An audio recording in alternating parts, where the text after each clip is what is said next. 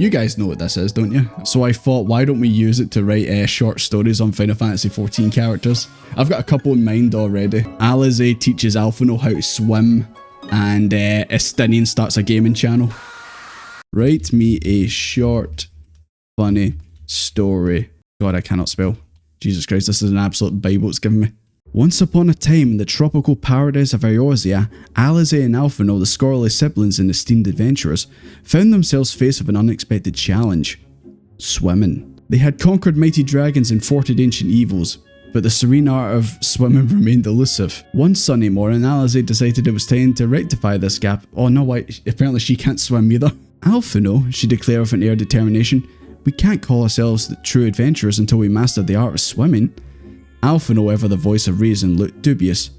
Are you certain about this, sister? I've heard tales of ferocious sea monsters lurking in these waters. Nonsense, Alize brushed his concerns aside. Those are just tales told by sailors with too much ale in their bellies. Today we'd conquer the gentle waves. So, with unshakable resolve, they embarked on their aquatic adventure. Alize wearing— oh jeez, I may need to stop this, by the way, this is a Christian stream. Alphino followed, clad in comically oversized life jacket and swim trunks that seemed a size too small. Alright. They stood at the water's edge where the waves playfully kissed the shore. Alize took a deep breath, ready to demonstrate her expertise. Watch and learn, dear brother. She elegantly— okay, she can swim, okay.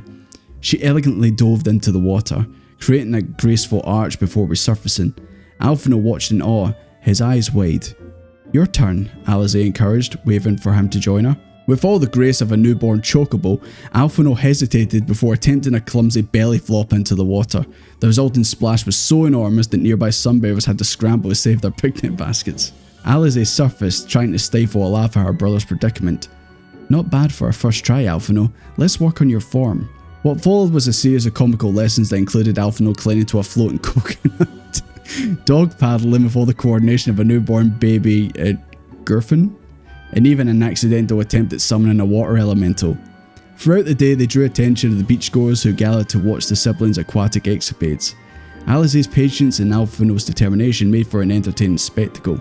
As the sun began to dip below the horizon, Alphino finally managed a somewhat respectable backstroke. He emerged from the water dripping and bedraggled, but with a triumphant grin on his face. See, Alize, he panted. I told you I could do it. Alize chuckled, ruffling her brother's wet hair. Indeed, dear brother, you've conquered the art of swimming, and we've given these beachgoers a show they won't forget. And so, with a little laughter and a lot of determination and a newfound skill in swimming, the twins returned to their adventures in Eorzea, ready to challenge whatever the realm had to offer both on land and in the water. And scene. So what would you give that out of 10? I give that a 6 out of 10. It had some comedy moments in there. Right, let's see some of you guys' suggestions. Tataru breaks Alphino's kneecaps. Funny short story about Alphino, Final Fantasy XIV, owed Tataru a lot of money. In the bustling streets of Alda, Alphino found himself in a peculiar predicament. He owed Tataru Taro, the energetic and enterprising scion seamstress, a considerable sum of gil. How did he, the scholarly and responsible scion, end up in such a situation? It all started with a seemingly innocent wager. One evening, after a particularly successful venture in battling primals, Alphino and Tataru found themselves sharing a drink in the Garlean Canopy. Alphino, buoyed by the victory, allowed himself to be drawn in by a friendly bet. You see, Alphino, Tataru began with a sly grin, I've been honing my skills as a gambler lately. I bet I can guess the exact amount of gil in your purse. Alphino, never one to back down from a challenge, agreed. He emptied his purse onto the table, and Tataru, with her keen eyes, began to count the coins meticulously. Moments later, she declared, 5,726 gil. Alphino's eyes widened in amazement. How did you? That's exactly right. Tataru beamed with pride. I told you, Alphino, I've got a knack for this. But here's the kicker. If I guess correctly, you owe me the same amount. Alright then, so he just literally gives her the money. Alphino, ever the gentleman, nodded in agreement. Little did he know that Tataru's guess was not just luck, but a well-researched estimate. Over the next few weeks, Tataru wasted no time in reminding Alphino of his debt at every opportunity. She cleverly concocted a list of services she deemed equivalent to his debt, each more extravagant and absurd than the last. Her offers included tailoring a new outfit Alphino's chocobo, creating a life-size portrait of him to hang in the— it's getting a bit weird. And even a promise to serenade him with a chocobo-themed ballad at the next Scion. What's going on with this? Alphino was at his wit's end, both amused and exasperated by Tataru's relentless creativity. He had no choice but to concede that he had been outsmarted and was prepared to make good on his debt. Finally, on the day of reckoning, Alphino presented Tataru with a sack of gil, the exact amount he owed. Tataru, her mischievous grin reaching from ear to ear, accepted the sack with a triumphant flourish. "Ah, Alphino, you're a good sport," she said, patting him on the back. "I must admit you're a worthy adversary in both battle and wages." Alphino could only shake his head in mock defeat. "Indeed, Tataru, you've proven yourself the true master of guild guessing. I've learned my lesson."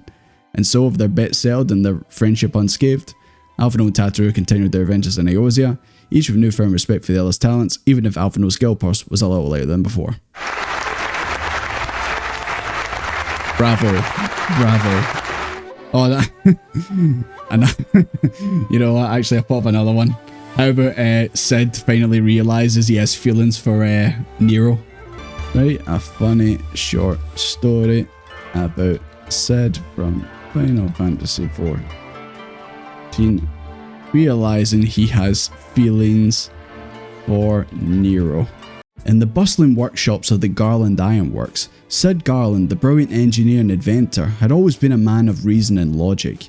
He was renowned for his unwavering focus on machines, airships, and elegant technology.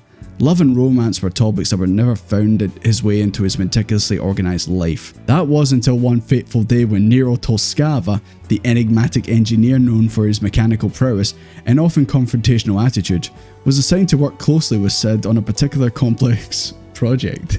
Nero had a reputation for being brash and abrasive, and his unorthodox methods often clashed with Sid's precise and methodical approach. As the days turned into weeks, Sid found himself in the peculiar position of spending more time with Nero than he ever anticipated. They argued and debated over the minute of their project, often working late into the night. Sid couldn't deny that Nero's genius and innovative thinking were impressive, even if his personality left something to be desired. One evening, after a particularly heated disagreement over the optimal fuel source for the latest airship prototype, Sid found himself alone in the workshop, pondering the events of the past few weeks. He couldn't shake the feeling that something had changed between them. It was as if sparks that usually flew during their arguments had taken on a different, more electrifying quality. Sid's mind began to wander, and he found himself thinking about Nero in a way he never imagined before. He realised with a jolt that he was in fact attracted to Nero. It was a revelation that left him both shocked and baffled.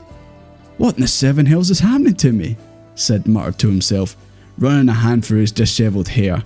He'd always prided himself on his ability to maintain a laser focus on his work, but now his thoughts kept drifting back to Nero. This is getting spicy. Days turned into weeks, and Sid's newfound infatuation with Nero continued to grow. This is very one-sided so far. He couldn't concentrate on his inventions, constantly finding himself daydreaming about their arguments turning into passionate debates of a different kind. One evening, unable to contain his feelings any longer, Sid decided to confront Nero. He found him in the workshop poring over a set of blueprints. "Nero," Sid stammered, "there's something I need to tell you." Nero looked up, his eyebrow raised in suspense, and set the vine boom. "What is it, Sid? Have you finally realised the superiority of my designs?" Sid took a deep breath, his heart pounding in his chest. "No, it's not about the project. It's about us. I think I have feelings for you." Nero blinked in disbelief, then burst into laughter. "You? The great Sid Garlean falling for someone like me? That's the funniest thing I've heard all year." Sid's face flushed crimson, but he couldn't help but smile. Nero's laughter was infectious, and despite the unexpected turn of events, it felt oddly liberating to finally express his emotions. As Nero's laughter subsided, he leaned in closer to Sid, a mischievous glint in his eye. "Well, Sid, who am I to turn down a brilliant man like yours? Maybe there's more to us than arguments after all." And so in the heat of the Garlean Ironworks, amidst the clanging of machinery and the hiss of steam, Sid and Nero discovered that even the most unlikely romances could be forged. Just like the inventions they crafted together, love had a way of sneaking into even the most logical of hearts, and Sid couldn't be happier to have stumbled upon this unexpected twist in life's grand design. I have second-hand advantage. I'll just end the stream now. We'll just end the stream. I don't know, I liked how it started weaving in, like how, oh, you know, their love was forged, you know, like it's a machine. I like that.